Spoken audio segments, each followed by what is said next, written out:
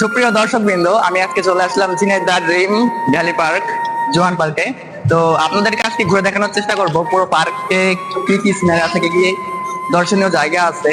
তো সবাই আমাদের এই ভিডিওর সাথে থাকবেন এবং লাস্ট পর্যন্ত দেখার চেষ্টা করবেন।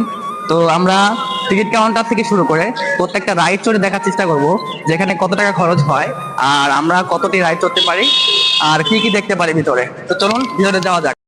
সুপ্রিয় দর্শক, ভিতরে যাইতে যাইতে আপনাদের কাছে একটাই অনুরোধ থাকবে যে আপনারা যদি আমার এই চ্যানেলে নতুন হয়ে থাকেন তাহলে অবশ্যই চ্যানেলটিকে সাবস্ক্রাইব করবেন।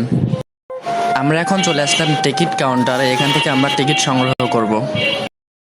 টিকিট কত ভাইয়া? ভাইয়া, দর্শক আমরা এখন জোয়ান ড্রিম ভ্যালি পার্কের টিকিট কিনতেছি। তো 210 টাকা না, দুইটা দিয়েন তো। আমি টিকিট কাউন্টার থেকে দুইটা টিকিট সংগ্রহ করলাম, কারণ ক্যামেরাম্যান আমার ভাই আছে, তো আমরা দুজন এখানে ঘুরতে আসছি। দুইটা টিকিট নিয়ে নিলাম। এই যে আমি দেখতেই পাচ্ছেন আমার হাতে দুইটা টিকিট আছে এখন। তো আমি 500 টাকার নোট দিছি, এই জন্য আর কি ভাঙটি টাকাটা দেওয়ার জন্য আমি অপেক্ষা করতেছি।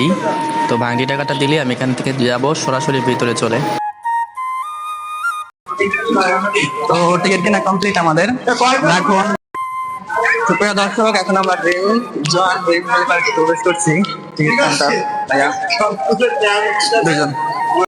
তো গাইস, দেখতেই পারলেন আপনারা যে আমরা গেটের টিকিট জমা দিয়ে তারপরে ভিতরে প্রবেশ করলাম।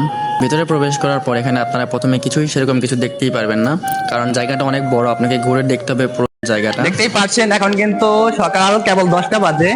তো এই সময়তে আর কি প্রচুর পরিমাণ ভিড় হয়ে গেছে, প্রচুর বাস চলে এসেছে এখানে।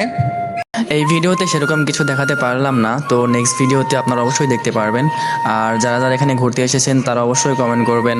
আপনাদের কমেন্ট দেখে আমি আরও নতুন ভিডিও দেওয়ার চেষ্টা করব।